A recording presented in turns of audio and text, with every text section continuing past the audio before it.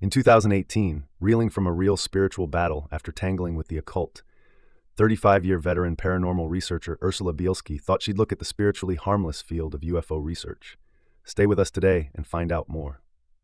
I grew up in a house that was built by my great uncle on the north side of Chicago, not far from Wrigley Field. It was known as the haunted house in the neighborhood when my parents bought it in the 1960s because it was very run down already. It was built around 1900.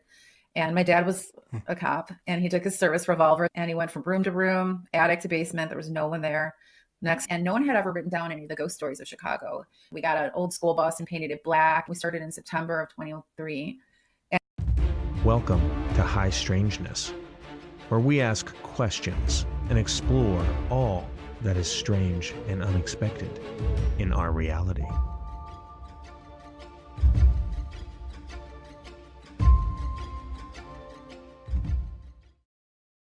Welcome to High Strangeness. I'm Tony, and this is the place where we talk about all things strange and unexpected in our reality. Today is what I would consider a high strangeness episode. There are a lot of phenomena out there, and in many cases they look like they are separate and distinct. But are they? That's the question. My guest today may help us see things a bit differently. Her name is Ursula Bielski. She is a cultural and intellectual historian, folklorist, and a parapsychologist. She's been writing and lecturing about the world's supernatural folklore and the paranormal for more than 3 decades. She is recognized as a leading authority on the Chicago region's ghost lore and is the author of 12 popular and critically acclaimed books, receiving a Chicago Public Library Foundation Award for significant contributions to literary culture. The host of PBS's Chicago's The Hauntings of Chicago, and has a weekly podcast, Uncanny Catholic and the Ghost Lorist. She is also a number of television programs like The Ghost Adventures and The Maury Show. She also teaches courses in history and folklore for Chicago area. She holds a bachelor's degree in history and a master's in American culture and intellectual history. Wow, Ursula. It sounds so How much did you have time to do smarter all than I this? feel. That's a lot. That's amazing. How did you find time to do all those That's things? a lot of Crazy, years you just ran through there. right? Well, I'm glad to have you on today. And it's just all the more information you have and background and experience that's going to help with this subject. So I'm really excited. Now, your book that we're going to talk about a little bit later today has almost 400 pages, 360-ish or something, 20 chapters, tons of information. And so people are going to want to pick this up because we're going to only be able to skim a little bit of these topics. So you're going to want to pick this book up, and we'll talk more about that towards the end. Now, first, here in Amazon, I saw something at a review. There's a section there that talks about deception of the lambs.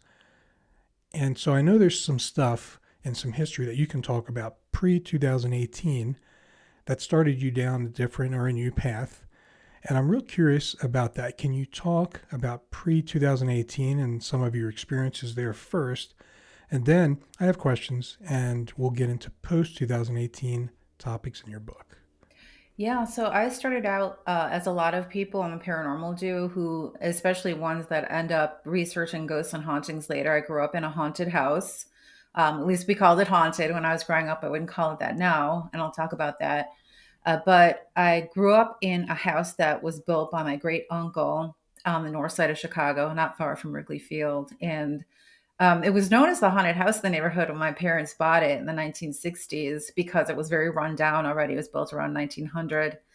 And my mom was just determined to have this house because it was, someone that someone in her family had designed it. And she was a school teacher at the time in Chicago Public Schools. My dad was a cop. This was a couple years before I was born. And so they knew it was rumored to be haunted, but they figured that was because it was the way that it looked. It looked like a haunted house. And Right. when they moved in the first night in the house, they were sleeping in the dining room on the first floor because the upstairs was uninhabitable at the time. And they heard someone running around on the second floor. And my dad was a cop, and he took his service revolver. They thought maybe someone was squatting in the house because it had been empty for a while. And he went from room to room, attic to basement. There was no one there. Next night it happened again. Next night it happened again. Next night it happened. My dad just opened his eyes and turned to my mom and said, "It's spooks, go back to bed."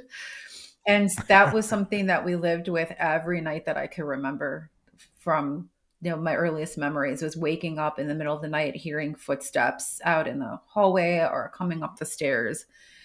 And people always say, like, "Oh, so you were used to it." Never got used to it. It was always frightening, always disturbing. And I obviously one of the reasons that I got into doing what I ended up doing to try to understand, what had been so frightening when I was growing up. And when I went to college out at Benedictine University outside of Chicago, I was studying history, but I met a young man who was studying psychology. And the school, really weird at that time, was allowing him to study parapsychology, sort of an independent study for his major. And I was shocked because I had grown up, reading library books about parapsychology and the unexplained and watching In Search of, back in the 70s. Yeah. And Yeah. but it was very unusual at that time, for someone to be interested in those things to the point where you were studying it at school. And I was just enchanted, by this guy. And he allowed me to be an assistant in his research, which involved a lot of parapsychology experimentation, testing people for ESP and psychokinesis and precognition. But it also was field research in ghosts and hauntings and other spontaneous phenomena. And so, in the late 80s, I started out being an assistant in ghost and hauntings investigations. And we investigated a lot of those famous places around Chicago, like the Country House restaurant. The Red Line Pub was the first investigation I ever did on Easter night in 1988. And Bachelor's Grove Cemetery, we ended up writing some academic papers about Bachelor's Grove. I think it's the only published academic research about Bachelor's Grove that's out there. So I got this academic start in parapsychology, and that's what it was all along. And I always tell people now, back in those days, never would have occurred to us to try to talk to spirits, that we Mm. were investigating for. It was environmental research where we were recording all sorts of environmental factors, such as, light levels and sound. And, we use seismographs and EMF meters and all that. It never would have occurred to us to, we would record everything so that if there was a sound, we would know if someone made it or if it was something unknown that made it. But it never would have occurred to us to try and talk to uh, any of these things that we were investigating. And it was only, and so we parted ways, Jim and I, the guy who had trained me, at graduation. We were in the same class and we went to graduate school, each of us in separate places. And I started to, I kept doing investigations on my own, the way that I had been taught. And I started to write books also because I was an historian and no one had ever written down any of the ghost stories of Chicago. And I didn't want them to be lost. So I started to collect these stories, and they were published in a book called Chicago Hauntings in 1998, 97, sorry. And it was the first ever book of Chicago ghost stories. And so I was both kind of an historian and a folklorist and a ghost and hauntings investigator at the same time. And it was only one of the only people doing it at that time. So it was a very special thing, a very unique thing. And I went on doing that for years, probably 20 years. And then with the new millennium came the explosion in ghost hunting, right? Hobby ghost hunting. With, I think the first show was Most Haunted over in England. And then Ghost Hunters came after that around, I think that was around 2002, three, something like that. And so all of a sudden there were all these people that were ghost hunting, but it was so different from the way that I had been trained in. It was all about spirit communication, real time, Mm. two-way communication with the dead. And so for me, this was so different from the way that I had been trained. Like I said, it was never anything that I would have even thought about doing. And as a Catholic, it the thought of doing that was really disturbing. I would never do that, and I didn't do it. I didn't do it for many years. And, so I started to see these groups pop up even around Chicago and different people starting to do ghost hunting. And everybody became obsessed with spirit communication. And I didn't do it for many years. And it was only one event that happened that got me into starting to do spirit communication in paranormal investigation. And that was at one of the paranormal conferences that we had in Chicago. Now, back in 2002, my husband had lost his job and we had two little girls. And all of a sudden we were like, oh my gosh, what are we going to do? And we started a ghost tour company. It was something that many people had asked me about when I was lecturing on my books around Chicago. Do you do tours? Do you do tours? And everybody had encouraged me to do tours. So when we didn't know what we were going to do, we thought, well, maybe we should start doing ghost tours. So we got a loan from the bank. We got an old school bus and painted it black and decorated it. And it was so successful that first season that we started in September of 2003. And it was so successful. And of course, there was one other ghost tour in Chicago at the time that was mostly in the suburbs. And so it was just crazy. It was so popular. We very quickly became one of the most popular tours in Chicago.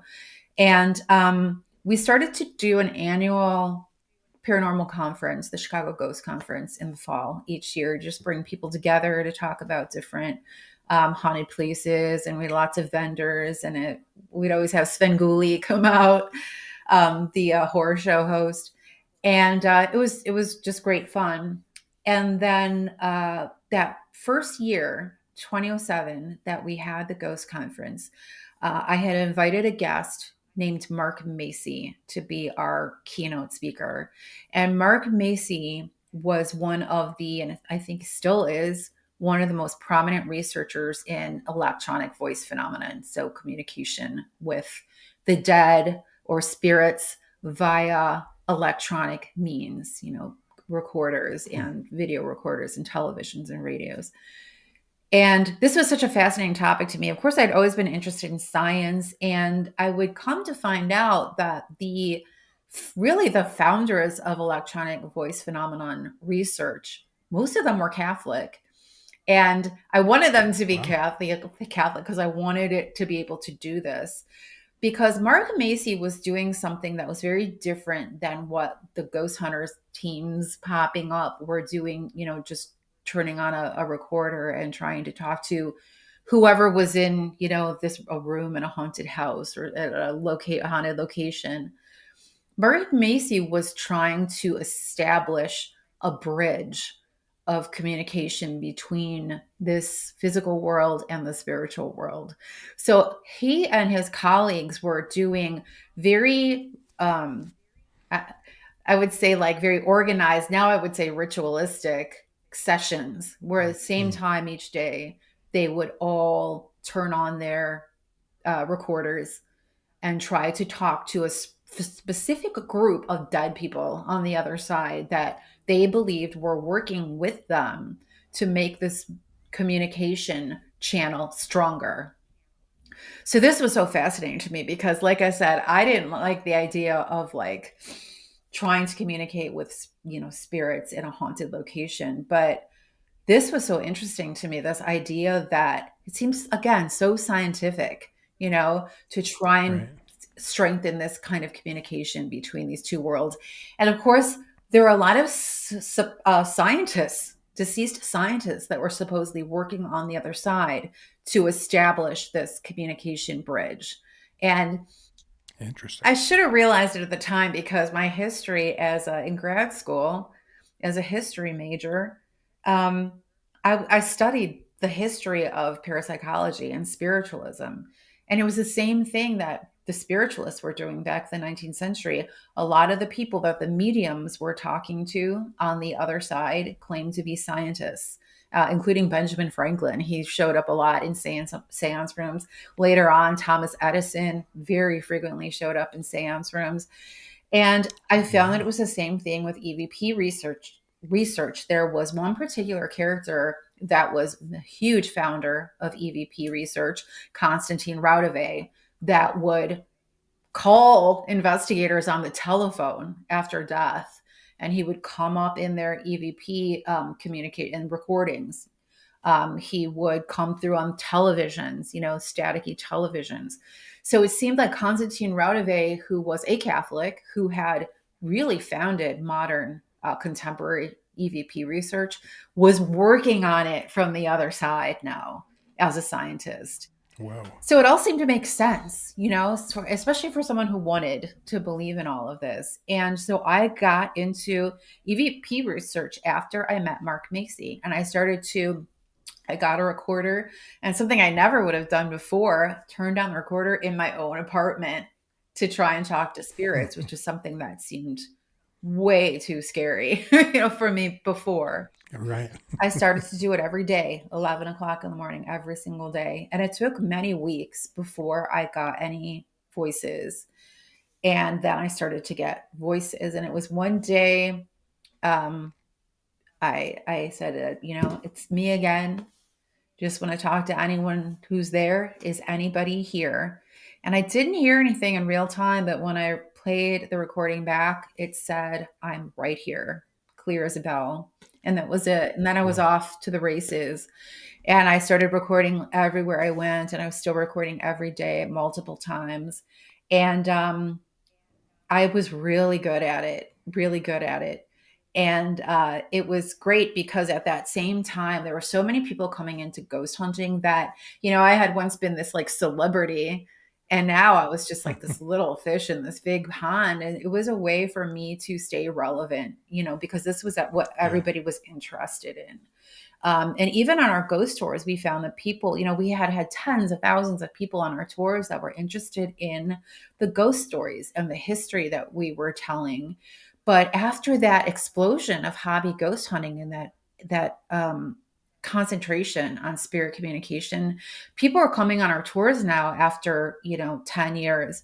They wanted to ghost hunt on the tours. They wanted us to have recorders, and then later ghost boxes. They wanted us to have the stuff that they saw on TV. They wanted to talk to the ghosts, And so we brought them. We started to use, these devices on our tours. So we were having, 1,000 people a week coming on our tours and teaching them how to do this.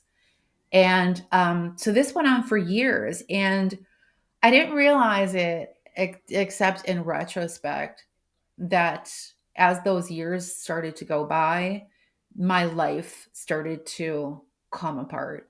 And I'm not saying I didn't have troubles before then, because I did. I was raised in a very difficult home with an alcoholic father. My parents got divorced, when I was maybe 11 years old. And we had mental illness in the family. I have bipolar too. I think there's a lot of other undiagnosed illness in other family members. There was abuse. I experienced abuse when I was growing up. So things weren't easy, but I kept myself together, and kept myself above it. But what happened later, I realize now, it was this insidious force, that came into my life, and it started to sort of put cracks in me, like under the surface, that I didn't even realize at the time. And that things began to get so dark, and they became darker and darker and darker. And I started to have, I was divorced by now, maybe 10 years ago. And my husband and I got back together later, but I started to have relationships with people that were mediums or people that were psychics. So they were actively involved in all of the spirit communication as well. And then I started to notice that I started to have things happen in my apartment where there were people that were coming over, were seeing spirits in my apartment. There were what we would call poltergeist activity going on with noises, doors opening, closing, things like that. And then as more years went on, I started to have things like waking up with bruises on my body, scratches on my body. Oh, And as boy. time wore on, then I started to have periods of time where I would have like missing time, where I wouldn't remember things that had happened, or what I had done in a certain period of time. Now I look back on it and I see very clearly that these were stages of diabolical influence. And it's something that would be very clear to anybody that was a demonologist. But at the time, I wasn't. I was just, I had no idea what I was doing. And I thought I Yeah. was a Catholic. I prayed before I did investigations. I had crucifixes in my house. I was fine. I went to church every Sunday. Everything's great. And I didn't realize it at the time. And then in 2017, my mom had a very bad fall, and she was 90, but she was always very active. And she was suddenly unable to do anything for herself. And it was during that time that my husband and I got back together, because he started to help me take care of her.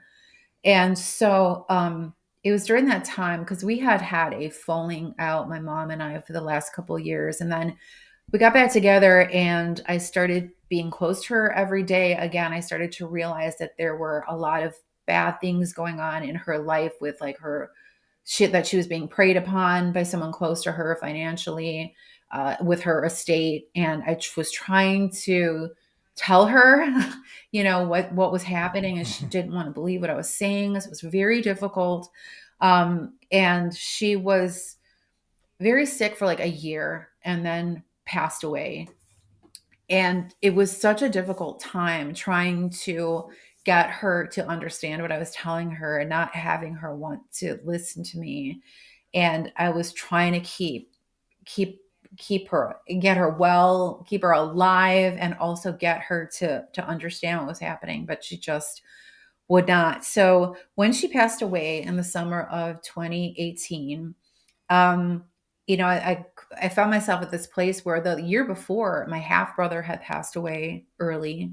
I mean, he was only 70 years old, from an illness. And my younger brother and I were now estranged after my mom's death. My mom was gone. My dad had passed away when I was 19, in 1986, when I was 19.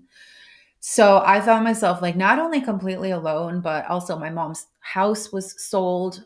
This was a house I expected to live in for the rest of my life. Her house was sold and torn down by developers. That was gone. Our kind of, that was like our family's home, for all of those years, of the house that my uncle had built. And I didn't realize until later, when I learned more about this in the following 5 years, that one of the biggest ways that the devil comes into our lives is through a broken heart. When you put your faith in something and you expect to have, um, like your family around you forever, or you expect to have like your family home around you forever. I heard about one case an exorcist talked about, where a woman was engaged and she was left at the altar and ended up possessed by the devil. Um, so when you Wow. so at that time when my mom passed away, I had lost, my and pretty much my entire family, and the home, our family home that I expected to be in forever. And exorcists tell us that one of the main channels for the devil to come into our lives is when we put our hopes in something and then it's pulled out from under us. And that can just be a huge doorway. But again, I didn't understand that. And at the same time, I was doing ghost hunting constantly. I was doing spirit communication research constantly. I was going to all these dark places. That same time that my mom passed away, I was contracted to start leading tours at the old Joliet prison outside of Chicago, Wow. which is one of the darkest places you will ever go. And so it was right at that time that my mom passed away. In fact, I wasn't going to apply for the contract because I was like, my mom just passed away. I can't handle this. But it Mhm. was clear to me that it was just such an opportunity, and that we were really the only they were looking for a company that could not only design the tours but staff the tours and even sell the tickets to the tours. And we were the only people that could do it, our company. So I applied for it, got the contract, and we had this great group of people that was doing the tours each night. People that just absolutely loved the prison, loved the history, and developed like relationships with these spirits in the prison who were all hardened criminals, right? So Right. this is about the worst situation I could possibly end up in, right? Where I had had these tremendous losses. I was constantly doing spirit communication. We had just started spending all of this time at the prison. And that Christmas, after my mom passed away, that was in 2018. I'm sorry, the next year in 2019.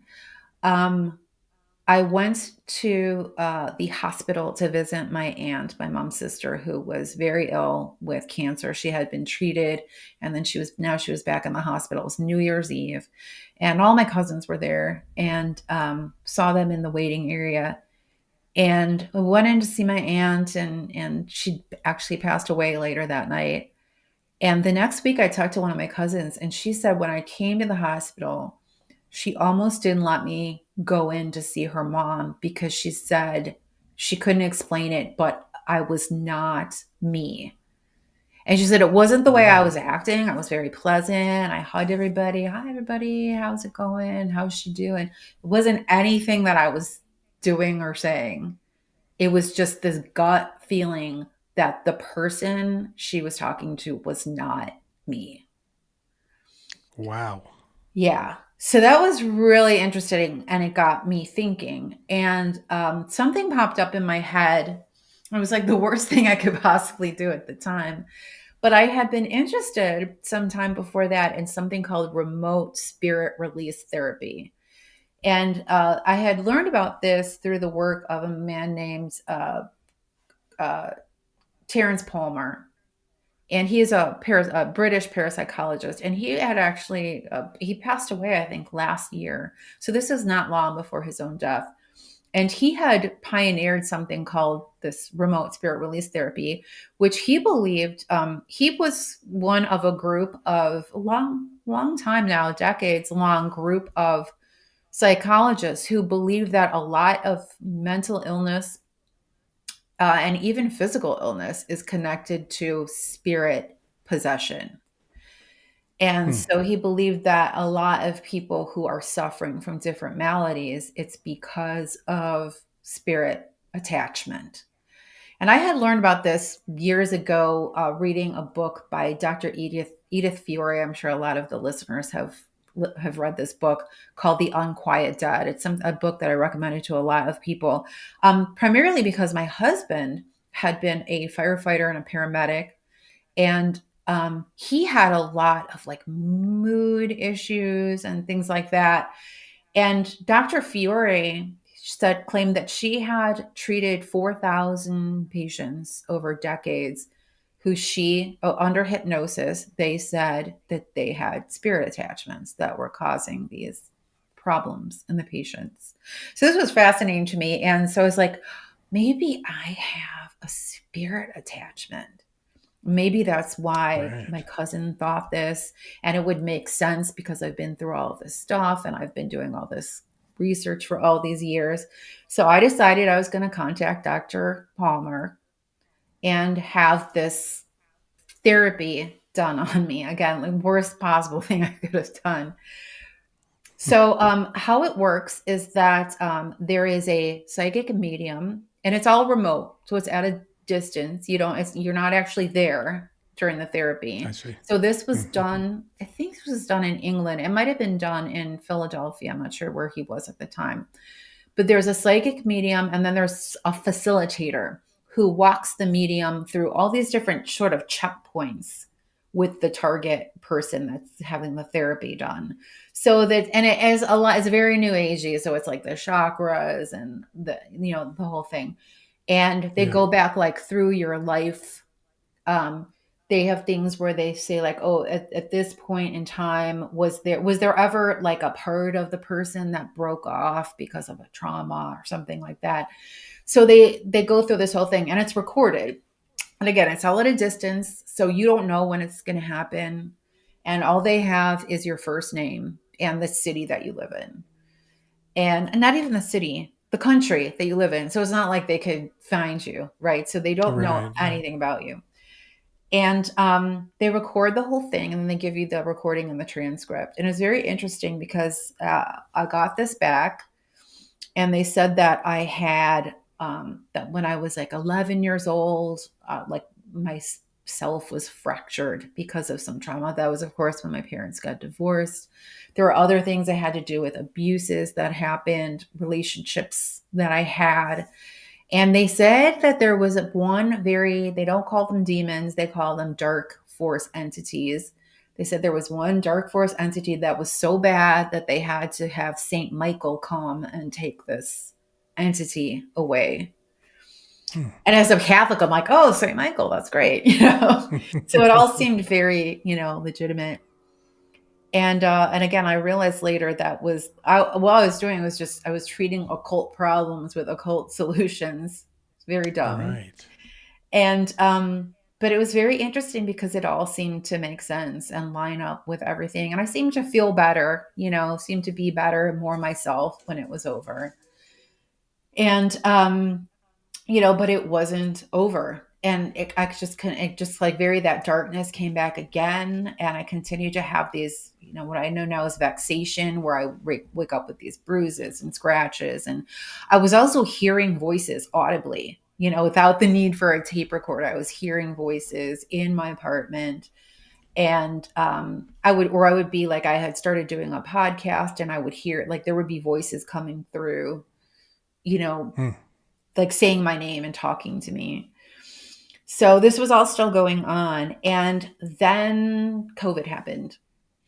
And I was very sick that January before it kind of broke in the news in the United States. And I'm sure I had it like a lot of people did. I was very sick for 2 weeks. And it was during that time, it was very interesting because during that time, I started to watch a lot of listen to a lot of podcasts and watch a lot of YouTube about Catholicism and demonology. Hmm. And on March 13th, the governor of Illinois, Governor Pritzker, shut down all of the business operations in Illinois. So we were scheduled to go out that night with our St. Patrick's Day pub crawl, haunted pub crawl, like we always did. And that was done. And that was it. We continued to run sporadically when the city would let us, but we could only put like 10 people on a 50 passenger bus. So by December, we realized like we have to shut down. We can't do this anymore. Wow. So that was our 20-year business gone. And I was now like 50 years old, and my husband was like 55 years old. And we're like, what the hell are we gonna do now? Yeah, I know, right? But that was one issue. But the other thing was this had begun this period of time where all through that year, from what started during that time, I was sick right before COVID broke, when I started to really get into demonology and the Catholic catechism. And I was starting to read and read and read so much about everything. And during that period of time, of course, everything was closed. People weren't getting together. There were no lectures. There were no conferences. We didn't do our ghost con. And I was really missing, being around people and the, paranormal community. And so one day in my email, there popped up an invitation to an online UFO seminar that coming weekend. And I was like, Interesting. oh, UFOs. By that time, I had realized that all of that spirit communication and, working with mediums and all of that had been very harmful and was very wrong. And so it was kind of like, it was like I felt like it was like all poison now. Like I can't do ghost hunting ever again. I can't be part of this anymore. I have to walk away from my career, this whole life. I can't do any of this anymore. And I had started doing like very like, very like safe things, like selling art on Etsy and making perfume, and stuff like that. So Right. like things that, safe things. And so I thought, oh, UFOs, that's like totally innocent, right? It's about like spacemen and life on other planets. Yes. I can do that a little bit. So nice to like talk to other people, little paranormal stuff that's not actually dangerous. So I signed up for the seminar, and there I was Saturday morning with my coffee at 9 o'clock already. So excited. And after the first presentation, I thought, this is more occult than anything I had ever experienced as a paranormal investigator in ghosts and hauntings. Crazy. And I was just amazed at the similarities between the things that contactees and abductees that were talking in the seminar had experienced with the experiences of people that had had diabolical visitations or influence. And I was just in shock and overwhelmed, and it set me down what I now know is the infamous, anybody who's gotten into UFO research, it's the rabbit hole. Yeah. UFO research Yes. is the rabbit hole that Yes. will take you into every kind of high strangeness imaginable. And there I went down the hole, and that's what started in 2020, the writing of the book, or actually was like late 2019, where I started to just get into that edge, of demonology that led to the Yeah. UFO rabbit hole. And so that led to the book, and I was just uh, at that point, and it didn't take long before I started to think, have I been being readied for this? Like through my whole, my Yeah. whole life. Like that, have I been molded to and gotten ready to be in this place at this time, in humanity. Like, because when I look back, it seemed like everything that I had done from the time I was a kid in the house and growing up there, and what I did in college and then in graduate school, and the things that I studied in graduate school that were not of particular interest to me, like the history of religion, for example, Hmm. fringe religions in the United States. I wasn't really interested in going to grad school. I did it because I didn't know what I wanted to do with my life. And those were just topics that were like, okay, well, this seems sort of interesting.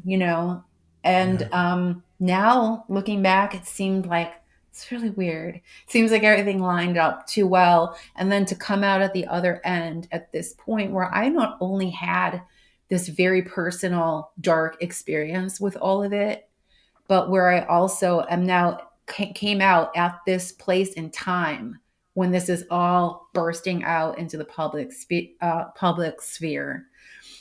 And it was when I really looked at, started to realize how dark and diabolical the UFO experience is. That I encountered a lot of mostly evangelical Christians that were saying this is a demonic deception. There is no life on other planets. There are no spacemen. This is all a giant deception. And I was like, okay, yeah, I'm totally on board with that. And I was like, oh, I wonder what the Catholic Church has to say about this, because obviously, the very scholarly Catholic faith Yeah. going back 2,000 years with all of these great thinkers, we've got to have like the greatest thinkers in the church today denouncing this deception. And that was the furthest thing from the truth. I found that the Wow. Catholic faith is the only Christian church that is totally fine with the idea of extraterrestrials and UFOs. And there are many people at very high levels in the church that are sort of actively promoting the idea. And that here I Interesting. was, just one of like literally a handful of Catholic voices that could not believe that anyone could possibly look at the phenomena against Catholic theology for 5 minutes and think that it was okay. So that set me off on the book, and trying to do what I can with my podcast to get like even one person, two people to look at what's really going on and the history of the phenomenon and how occult the whole history of ufology is, to Yeah. understand that you cannot just say like, "Oh, it seems fine to me," you know, because it is not Right. fine Right. at all. So that's where I am right now. That's amazing. Ursula, it's interesting because as you're talking about this, in the short time that I've been doing podcasts, as I talk to people from all kinds of strange categories, I notice a lot of siloing. And it is very interesting that I see personally, because I jump across different things, I see connections. And Yep. so it is very interesting, that you say that, because you'll hear the UFO people or the Bigfoot people and cryptids, they're staying in their lane for the most part, and they don't see that there's something that connects it to something else.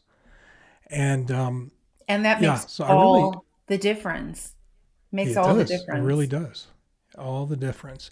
And the big thing, that I hear you saying from this first earlier stage of your life is underestimating what this is all about. Hmm. When you interact, you talked about your story, and you were surrounded by the unseen with your job and with everything else while you were going through some difficulties in life, likely opening you up to some issues. Hmm.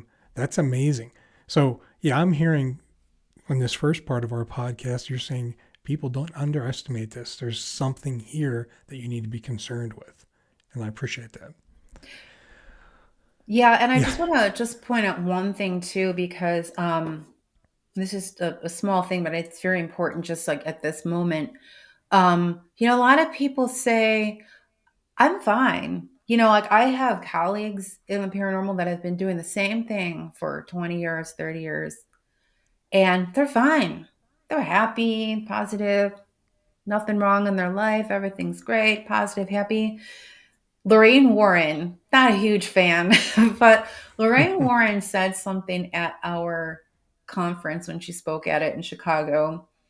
And she said, the devil gets his foot in the door when you do something to let him in, but he goes in the corner and he doesn't make a sound for a long time Right. until Playing the long game. until something happens to you where you are not able to defend yourself. Some trauma, some illness, and then that's when he attacks. So he gets in the room and then he waits. Right. Yeah. Very important to keep that in mind. I like that. Whew. Amazing to get you to the point where we're going to take off now and talk about this book and things. But I want to start off, well, first I want to thank you for sharing that. That's really important and powerful to hear the kind of path that you took to get to a certain point, and as your eyes were opening to things. The title of the book, why? The Devil in Dreamland, Catholic Faith, UFOs, Occult, and the End of the Supernatural. If you can just talk about that for a quick second before we jump into this. Yeah, well, I'm sure most of your listeners know what Dreamland refers to. That's the one of the Mm-hmm. many nicknames for Area 51, and the secret military development base there. And the devil in Dreamland is just that's what it's all about. It's kind of like we have, as humans and amazing humans, we have all of these, dreams and visions, and we've all grown up, how, kind of being steered to hope that there is life on other planets. We want to go to the moon. We want to go to other planets. We want to meet other races of beings. We've all grown up with these dreams, and also it refers to the science, the military development, the tech development, AI now, which is here. These are all our dreamland. It's like that refers to the human potential and all of our hopes and dreams for science and technology development. and the devil has infiltrated it and is there in a huge way. And that's what the book is all about, because we cannot just say, well, this is science, this is this is that, because the devil is living off of science, living in science, thriving off of science, especially now with AI just bursting on the scene. So what I wanted to do in the book was to tell not only Catholics, but everybody, about these connections, like you talked about. If you look at the whole picture of the history of ufology, you will see very clearly that it is a very occult and demonic phenomenon. And that I call it the origins and engines of the UFO phenomenon are occult. It started Hmm. with the occult back in the 19th century with, religions and movements, spiritual movements that were using occult means, and that has been the case all along, all through its history. And the occult not only invites the phenomenon in, but the occult keeps it going. It keeps the Yeah. experiences going. And it is shocking and disturbing how many people are becoming involved in the use of the occult to try and communicate with these things. It's so I'm trying to Yeah. do my part, but yeah, for me, it's very connected to my Catholic faith, because there are so few people that are speaking out against this. So I wanted to show Catholics the occult history of ufology, and to also, and of course, at the end of the book, there's a very long chapter about one of my only colleagues who is talking in the same voice I am, Daniel O'Connor. He's now written 2 books against the UFO deception. He calls them the professional Catholics. So these are the high ranking theologians in the Catholic Church, and also people in the Vatican, including priests and brothers in the Vatican that are the Vatican astronomers, that are telling people that this is all fine and dandy. Aliens are fine. UFOs are fine. Hopefully, we can meet these beings soon. And so I wanted to show Catholics what exactly these professional Catholics are putting their rubber stamp on, because it's absolutely insane. Yeah. But Yeah. the It's pretty book, much of course, the Catholic faith, we've seen more than ever this week. The Catholic faith is of interest to everyone and affects everyone all over the world. true. Yeah. And we had our last Pope, Pope Francis, may he rest in peace, um, said he'd, baptize immersion, so I'm hoping the new Pope is not going to follow in those footsteps. Right. But I don't have a lot of hope, or I have hope, but I don't know. We'll see. Yeah. Yeah. Thank you. Well, one of the early questions I was going to have is how you made the transition from paranormal to UFO. You've gone into that, so thank you for sharing that.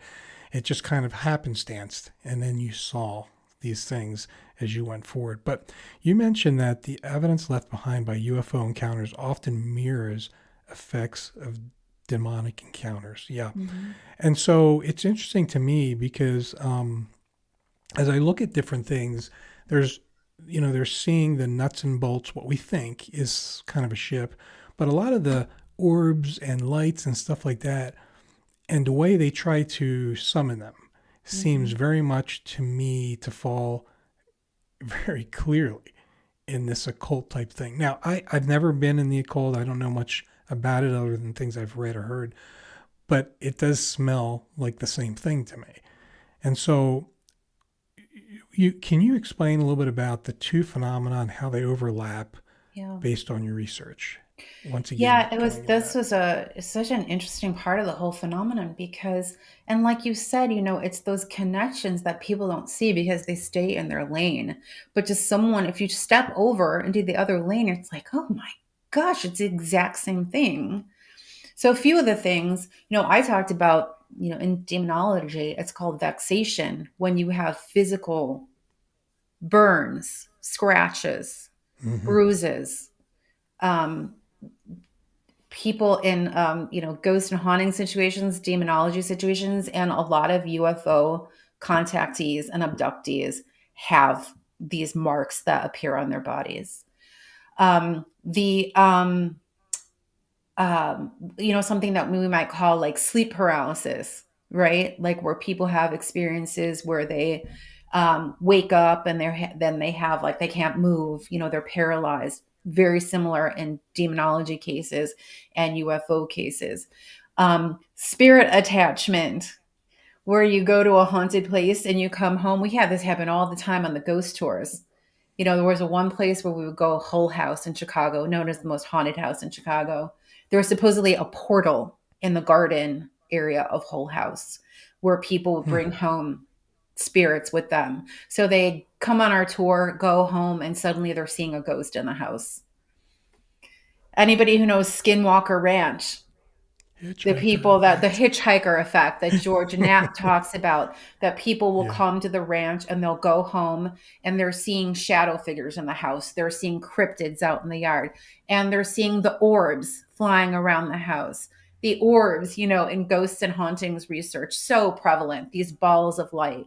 I wrote about this in the book probably 25 years ago now. I was invited to do a ghost hunt at this farm in Northwest Indiana, Luann's farm, this woman, Luann, who had this farm where a clairvoyant had told her there were fairies on the property.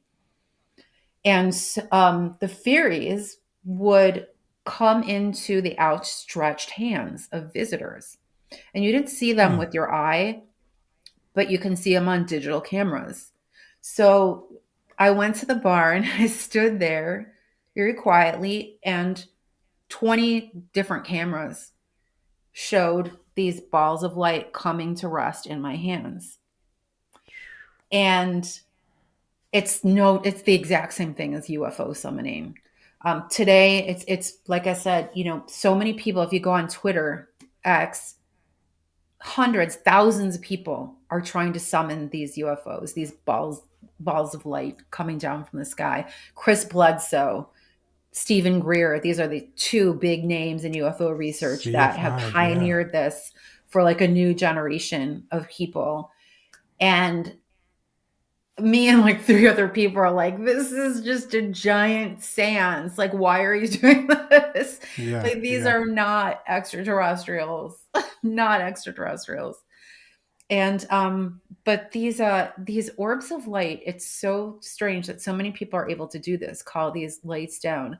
I had an experience and I wrote about it in the book, and the sad end of the experience happened just a couple of years ago, and I just got it into the book because it happened right before the book was published. There's a little cemetery outside Chicago called Bachelor's Grove. It's known as one of the most haunted places in the world. It's just a little abandoned settler cemetery. But I wrote a whole 250-page book about this place. So haunted. And I went there at night in 2013, I think it was, with this young man who had become obsessed with Bachelor's Grove years before. And he went there every single day. He had marked the trails through the woods because it's in the middle of forest preserves of Cook County. And we had actually been at the funeral of Richard Crowe, who was like the original ghost hunter, right? He started the first ghost tours in the world in Chicago in 1972. He was always on the radio at Halloween. People knew him all over the world. But he died in 2012. I'm sorry, it was 2012. He died in 2012, and I was at the funeral, and we all went to this bar across from Resurrection Cemetery afterwards to have Bloody Marys in honor of Resurrection Mary and Richard Crowe. And so I had known this young man because he had vendor tables at our conferences promoting like interest in the history of Bachelor's Grove, but I had never really talked to him. And so we got to talking at the funeral, and he invited me to come out for like a tour of the abandoned home sites in the woods where the settlers lived at Bachelor's Grove. And I thought, that's great, cool. So I went out one Saturday and we did this great tour of all these sites in the woods. And then we went out to dinner, and it was starting to get dark out. And he said, do you want to go back? And I was like, okay, of course. So we go back and we parked like in the secret hiding spot, after hours, and went in through the woods. There's like a back entrance, like secret through the woods. And we went to the cemetery and we were recording EVP and things like that. But when on the way in, something happened where we saw all of these lights flickering in the woods. Like it was like paparazzi bulbs going off, like around a celebrity. That's what it looked like. And he said, like, yeah, they're here all the time. And I was like, okay, Interesting. So we went in, we did our EVP, we talked about the cemetery for a while. And then my daughters were still small and their babysitter was with them. And I had said that I would be home by 10 o'clock. So I was like, well, I got to get going. And it was this night that we got lost in the woods. And it's this tiny little forest preserve with subdivisions around it. Like it's not possible, to get as lost as we got, especially with this young man who'd walked this place blindfolded in his sleep, right? Right. We were lost for almost 4.5 hours. And every time that we started to see, we would see lights. And we'd go like, oh, it's the road. And we'd walk towards it and then they would be gone. And then we would see lights again and we walk towards them and they would be gone. Sometimes we would see like a house. And there's a famous vanishing house at Bachelor's Grove that people report seeing. So we're like, oh, it's a house. It's the street. Great. And then it would be gone. And as the hours went by, we started to realize that there was something there that was manipulating what we were seeing. And it was the most dreadful feeling I have ever had. And, never forgotten. People always ask me like, it was the scary, in fact, I was on this TV show called, what was it called?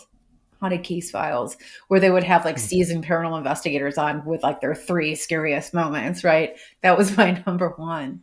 And I've never gone in those woods since then, not even during the day. Right. And, so this young man, we actually dated for a couple of months and it did not work out.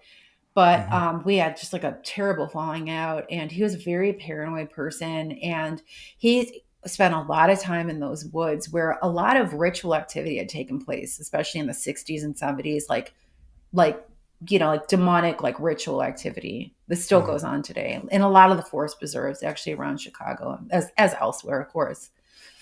And as the years went by, he started to tell mutual friends that he was summoning UFOs and that these were the lights that he was seeing at Bachelor's Grove, that they weren't ghosts, they were extraterrestrials. And he made several trips out to Las Vegas where he would go into the desert and try to summon these things. And as the years came closer to the present time, he was telling people that he had learned how to talk to them. And one of the last things he said was to a mutual friend of ours, where he said that he was going to go and be with them. And not long after that, he killed himself in the woods. And he had been summoning UFOs. And I have been trying to tell people this, everybody that goes to Bachelor's Grove, everyone who knew him so well, he was there every day. Everyone knew him. And I'm like, you guys, he was summoning UFOs, for years. Yeah. And jeez. I think back to, and nobody wants to hear it. I try to tell the story like every day on Twitter. I go into all the feeds like, you guys don't summon UFOs. And nobody wants to hear it. Everybody's just starry-eyed, no pun intended, about summoning UFOs. I think back to that night when he took me there and I saw those lights. And I think, are those the same things that convinced him, to do what he did years later? I was going to say, I think it's really interesting, this phenomena right here, which is that people are very dismissing of things like demons and angels and things like that when you're coming from the UFO space, right? But yet they'll believe in these orbs that are that are coming from another, they're UFOs. And I'm thinking to myself, look across and see the connections, because I just think it's really interesting to, it's almost like the people that say there's no God, but they'll believe in the devil. It's like, well, wait a minute, you believe in this, but not that. I mean, they're just two different sides of the coin. It's very interesting to me. Yeah, I think it comes from, and I talked a lot about this in the book, a lot of it comes from this history of science fiction. And it's always been connected with, real developments in science and technology. I mean, when you look at the history of science and technology and science fiction, and you see what an influence science fiction has had on our scientists over the years. Of course, we talk a lot in the book about Jack Parsons, who founded Jet Propulsion Laboratories, which is, the precursor to NASA, who was a massive occultist. Right. And was the star pupil of Aleister Crowley and best friends with L. Ron Hubbard. So you have people like that in ufology who are so influenced, like Persons was so influenced by amazing stories, the periodical, pulp periodical, and all the stories in there that were not only about, space exploration and meeting other beings on other planets, but also a lot of occult stuff as well. And in fact, Ray Palmer, who founded Amazing Stories, went on to found all of these other occult magazines, including Fate magazine. And he was influenced by the occult before he even became the editor of Amazing Stories. He was profoundly influenced by a channeled book called the Owaspy Bible that was supposedly channeled by a dentist and it had all of this crazy stuff in it. But that's just one example or two examples of like the incredibly occult underpinnings of science fiction. And when you look at all of that, and you see, that we are obsessed with, how obsessed we've become, not only with like things like Star Wars and Close Encounters and 2001, but also, and Star Trek and, all of this. And then all of the writers, especially like Arthur C. Clarke and like H.G. Wells, they were all huge atheists, not only just atheists, but anti-religion, anti-Christian specifically. Right. So this is what raised us. This is not what only raised us personally, but this is what created our science and technology the last 150 years. So everything that we have developed has been influenced really by the occult. And it's a lot, deeper than that when you really start to look at it, when you see that a lot of the people that have developed our science and technology were informed by the occult and given information from discarnate entities, So that's what, like today with AI, when I'm sure a lot of readers have read the book by the so-called Catholic scholar Diana Pasulka. She wrote American Cosmic, and then she wrote Encounters. And she is one of these like most well-respected people in ufology today. She claims to be a Catholic. She's an historian of religion. And she talks about these people that are high-ranking in science and technology today, including at NASA, that are doing occult rituals to receive downloads of information from discarnate entities, and including schematics to build things. It's just like crazy. Okay, so you're getting schematics from demons to create technology. What could go wrong? People that they're mostly, and even Jacques Vallée, arguably, I think inarguably, the most respected ufologist in history, decades ago recognized that this is not a physical phenomenon. And he calls it, interdimensional. And so I think it's that non-religious mentality that so many people grew up with in this era of evolution and science and technology. Right. where there's that, and it's all because of the Enlightenment, of course, where it's either spiritual or it's real. Hmm. You know what I mean? Yeah, It's yeah, like exactly. they're different.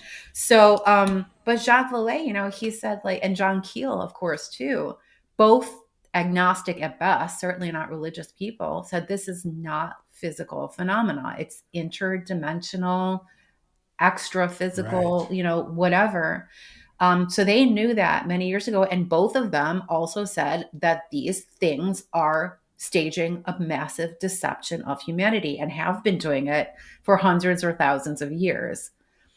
So I Right. think that's where that it's those things, I think, that inform the great number of people interested in UFOs, that they just don't have the I had Joe Jordan on my podcast last year. He is an evangelical, who's also a ufologist who Hmm. specializes in abduction phenomenon. He's the one that discovered that if you call on the name of Jesus during an abduction experience, most of the time it will end and you will not have them anymore.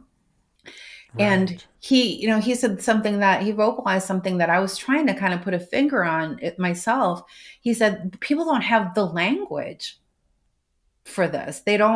They're trying to put into words and understand what it is because they don't have any spiritual background. So they don't recognize it and they can't articulate what it is. Right. Right. Amazing to me.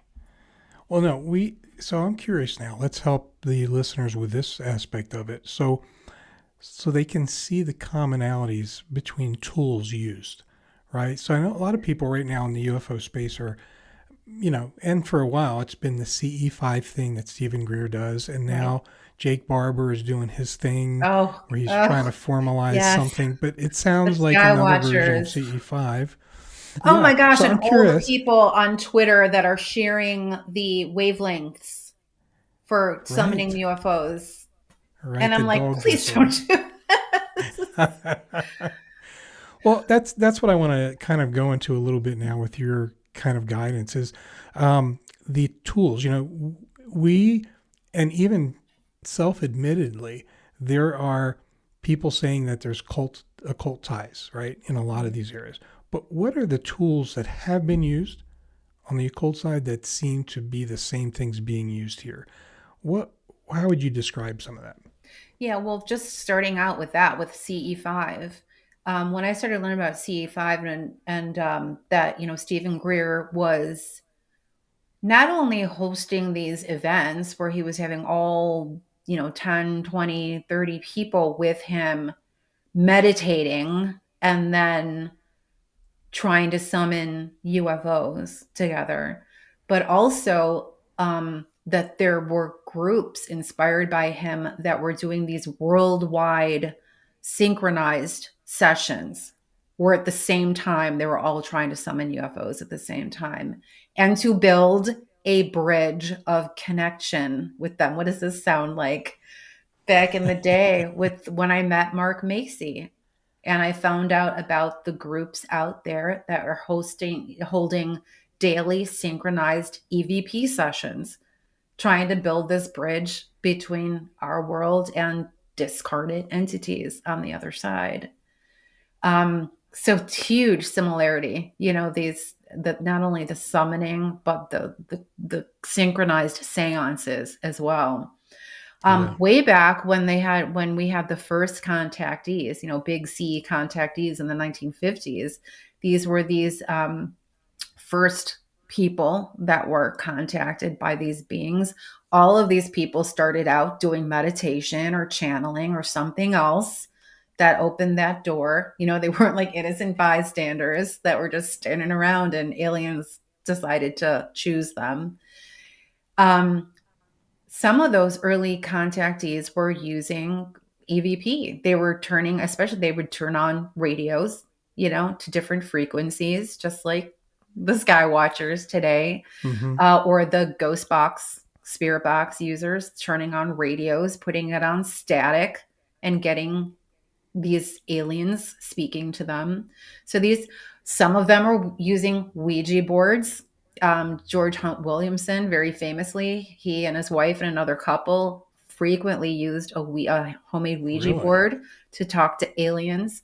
Frances Swan, farm wife, said that she had learned how to contact aliens by using automatic writing. So very all same things. Yeah. What just knocked me to the floor, almost knocked me off my chair, was when I was reading about I was reading all the books written by Whitley Strieber, of course, the poster Yes. child, I call him, for alien abduction. And he's another one who claims to be a Catholic and just is in constant spirit communication, meditation, all kinds of Eastern religions and occult rituals. When his wife passed away, and of course they were just, two peas in a pod, so close. Of course, he was devastated. But his wife, Anne, had a near-death experience. And when she passed away, he claims that she communicated with him. So he began to communicate with her regularly after her death. Totally outlandish for a Catholic. Yeah. But anyway, Uh-oh. I was doing the Yeah. same thing. So I'm just saying. What in one of his later books, and I can't remember. It was the book about after death communication that he wrote, and I can't remember the name of it right now. But he talks about that one of these men, or these two men, that he claimed he had visitations from these mysterious men since he was a boy. And they showed up one day, and he had an alien implant. And this device, he said, allowed him to write better, that he would see like words going across like the backs of his eyelids. And they were words that enriched what he was writing at the time. So he'd be writing a sentence and he would get these words that would make it better, richer, Right. And so it was like this gift. And he asked one day, who is giving me these words? And it typed, "It's me, Anne," his dead wife. So these men showed up at the door and one day, and during the course of their conversation, he asked them what this device was that gave him these words, and they said it was like a typewriter kind of a thing that was feeding these words to him. And they told him it had been invented by Constantine Raudove. And I was like, what? So the pioneer of modern EVP research invented Whitley Strieber's alien implant. Whoa. Yeah. Yeah. It's just insane. Like, if you still think this is extraterrestrials, I can't help you. You know what I mean? Well, Ursula, real quick, would you be able to take a break? And I had got to tell the story about Chris Bledsoe and the ghost box and the Pope. Yes. Let's take a break and then we'll start it up again. This is the end of part 1 of this episode with Ursula Bielski and the devil in Dreamland, including faith, the occult, UAP, and phenomena. Join us again on Thursday for part 2. Thank you for listening to High Strangeness. This was a glance at some of the strange that exists in our reality.